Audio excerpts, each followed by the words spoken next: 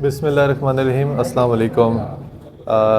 Today I discuss on a topic because winter is coming soon and winter is going on. It's very fast and very inflammation and very pollution on day by day. This topic I discuss on this channel Ibn Adam. Dust allergy, scabies, vulgaris, dermatitis, dandruff, seborrheic, dry itching, wet itching and more than constipation and gastrointestinal। उम्मीद है कि आप मेरे इस इब्न आदम के channel से जो मैं आपको पैगाम देना चाह रहा हूँ और जो मैंने बात की है वो माहिर अमराज मेदे जिगर के हवाले से है। और मैं बहैस डॉक्टर हम्माद अहमद शाह इब्न आदम के प्लेटफॉर्म से आपसे बात कर रहा हूँ। और मेरे साथ आज इब्न आदम के एक बहुत सीनियर पर्सन मेरे साथ मौजूद से अपने हेड ऑफिस से चल कर आएँ कि सर हमारे इब्न आदम के प्लेटफॉर्म से आप हमारे लोगों को टिप दीजिए, इलाज के बारे में बताइए। तो मैं आपको बताता चलूँ, मैं health care consultant Hammad Ahmad Shah पिछले 6 सालों से प्रैक्टिस कर रहा हूँ अपने क्लिनिक पे herbology, organic and alternative medicine पे। 3 बहुत तरह जो है मेरे पास अभी टॉपिक्स जो आ रहे हैं सर्दी के मौसम में। एक तो डस्ट एलर्जी, क्योंकि कराची में पता है आपको सुई सदर्न गैस कंपनी ने जो गैस पाइपलाइन का मामला चल रहा है उस पर जो कराची को खोद के डाला है उसकी वजह से डस्ट एलर्जी बहुत है। दूसरी बात वैसी कराची में पॉल्यूशन है और कराची का जो इंडेक्स है वो तकरीबन सेकंड लार्जेस्ट सिटी जो है वो पॉल्यूटेड में आ रहा है। और जो तीसरी सबसे बड़ी वजह है उसमें दूसरी तीसरी वजह है कि एक तो मैदे जिगर का कमज़ोर होना, खाना हज़म ना होना, और साथ साथ यह है कि ख़ारिश का होना, सर में खुश्की का पाया जाना। तो सबसे पहले मैं आपसे बात कर लेता हूँ सर में खुश्की के लिए बहुत एक आसान टिप, एक रेमेडी दे रहा हूँ इब्न आदम के प्लेटफॉर्म से। उम्मीद है कि लोग देखेंगे, पसंद करेंगे, लाइक करेंगे। और आप मुझे मेरे नंबर पर कांटेक्ट करके मुझे बता भी सकते हैं, मेरे क्लिनिक आके विज़िट भी कर सकते हैं। मेरा चैनल पे नंबर चल रहा होगा।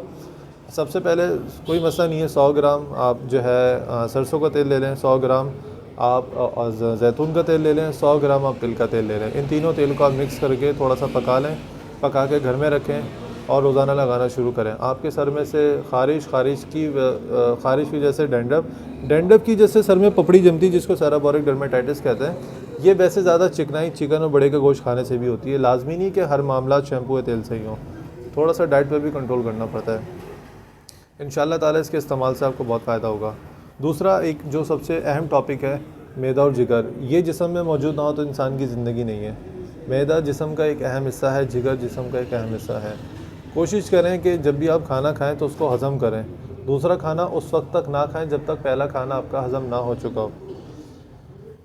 अगर आपका पेट ख़राब है, मैदे में जलन है, तेज़ाबियत है, आपको खट्टी डकारें आ रही हैं, कोई ऐसी बात नहीं है। सिंपल से एक आपको फार्मूला बता रहा हूँ, सिंपल से एक फार्मूला।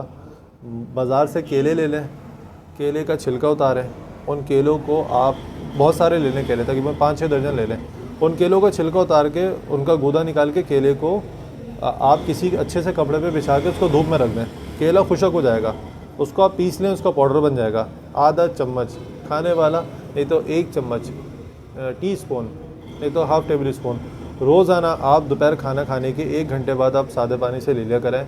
आप देखिएगा आपका कब्ज़ का मसला, खट्टी डकारों का मसला, आपको हेमोराइड कोई बवासीर का मसला, पेट फूल रहा है उसका मसला, गैस हो रही है, बार बार आप वॉशरूम जा रहे हैं खुल के, आपको अगर आपको इजाज़त नहीं हो रही है, आपका मसला हो जाएगा। तीसरा एक अहम इंपॉर्टेंट टॉपिक जो है वो जिल्द के हवाले से, जिनको खुश ख़ारिश, तर ख़ारिश, इस तरह की ख़ारिश है, उनकी ख़ारिश के लिए सबसे एक अहम मैं आपको चीज़ बता देता हूँ कि आप सरसों का तेल ले लें। सरसों के तेल 100 ग्राम के अंदर 20 ग्राम या 10 ग्राम आप काफूर को मिला के पीस के उसको रख लें और उसको रुई की मदद से अपने स्किन पे लगाएं। इंशाल्लाह ताला आपको ख़ारिश से भी, एक्जिमा से भी, फटी एड़ियों से और जिल्द के तमाम अमराज से, फंगस से आराम मिलेगा।